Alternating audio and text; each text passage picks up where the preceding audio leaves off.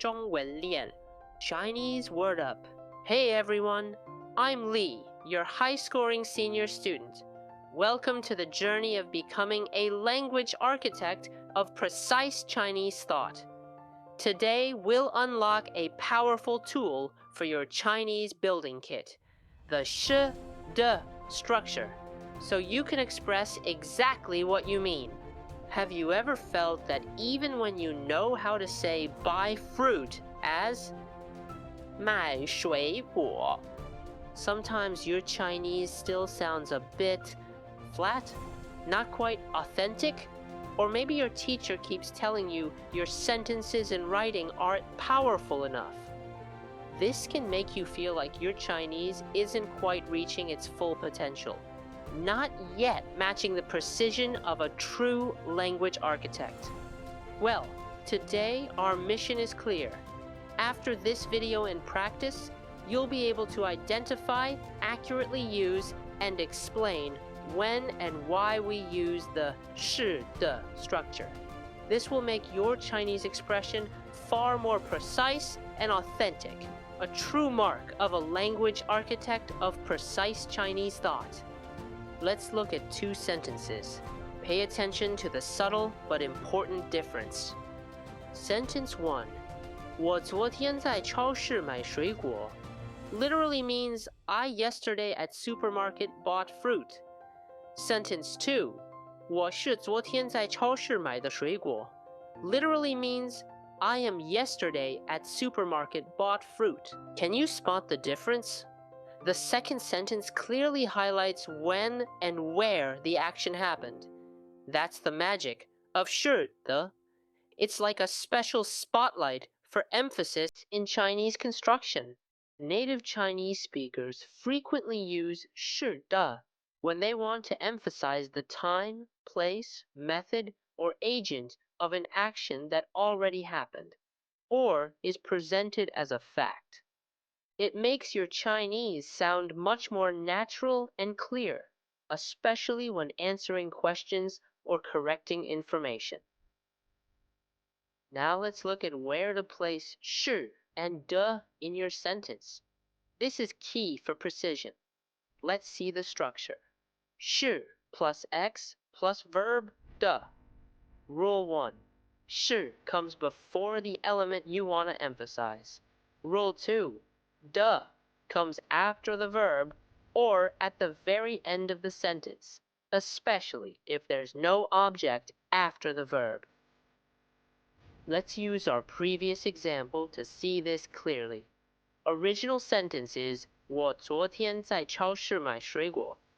If we want to emphasize 昨天, yesterday, which is the time, we can say 我是昨天在超市买的水果. If we want to emphasize 在超市, at supermarket, which is the place, we can say 我昨天是在超市买的水果. So you see, the thing you want to put a spotlight on always sits right between 是 and 的, or right after 是, if the verb is at the end. This is how you, as a language architect, control the focus of your sentence. For example, if someone asks you, 你在哪里学习中文? Where do you study Chinese? You can say, 我在中文练学习中文. 我在中文练学习中文.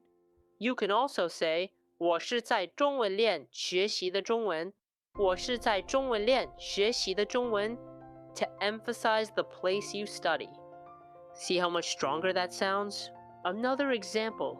Instead of 我去年来的中国, I came to China last year, you can say 我是去年来的中国, emphasizing the time. This adds impact and helps you construct a more vivid narrative, enhancing your writing score. How about that? Doesn't your Chinese instantly sound more advanced?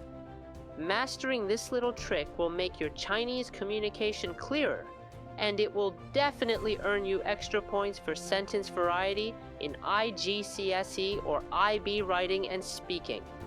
This is what it means to be a language architect, building your Chinese precisely to achieve both clarity and high scores. Alright, now it's your turn. To officially claim your status as a language architect, complete the quiz below. In the quiz, you'll need to identify the 是, the structures in 5 sentences and state what they emphasize.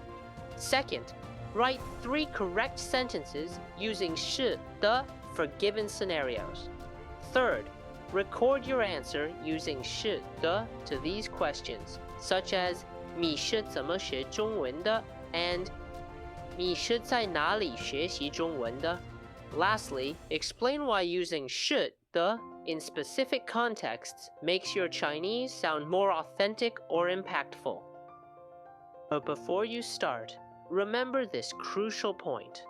Learn to emphasize, and your Chinese will truly convey your thoughts and feelings, moving beyond just cold words and phrases. Keep that architect's mindset.